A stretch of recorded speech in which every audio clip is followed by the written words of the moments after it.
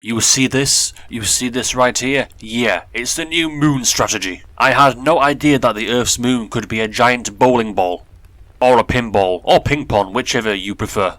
Or in Florio terms, a mobile heavy. This truly is the heaviest petal, and considering that it's not a summon petal, no monster will go for it at all. You can also do this, like a literal teleportation spell. Though I don't know why you would do it in the middle of the sewers box when there are no players around, but I guess for the fun of the petal, in this case, I can see it being rather hilarious. And no, the only use is not in the sewers, I just happened to be in the sewers when someone was here messing around with it. Remember the original moon? You know, when it would actually orbit around you?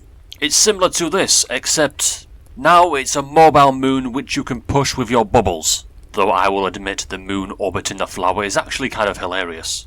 Next, the flower orbits the moon.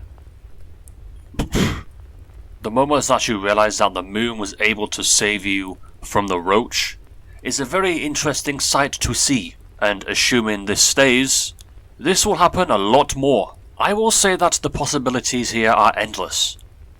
And while there are many good and bad ideas, I think this will make Moon very interesting indeed, and not just a giant meat shield. Because a meat shield, although it's just an ultra rarity, can only get you so far.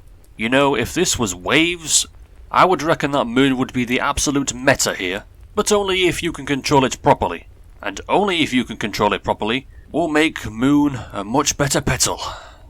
Moons, multiple moons bubbling around the entire area. It's very crazy to see.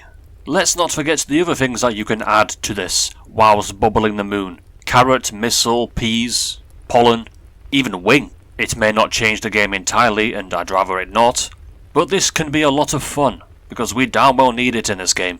Now what about Moon with Heavy and Jelly? Possibly? Possibly. Using the moon to essentially teleport to a random area of the map is something you would never expect. But here we are. Pollen in use. What about honey? Super honey. I have no idea how that will work. But here we see a trail of pollen. A trail of pollen that sadly isn't very good, but it's a good visual regardless. Carrots luring roaches. Who would have thought? Why lure when you can just use the moon? That's enough of a short showcase. There are much better uses for this than just random sewers shenanigans. And it's up to us to find them all. And as for me, the grind continues. You know what I'm going for.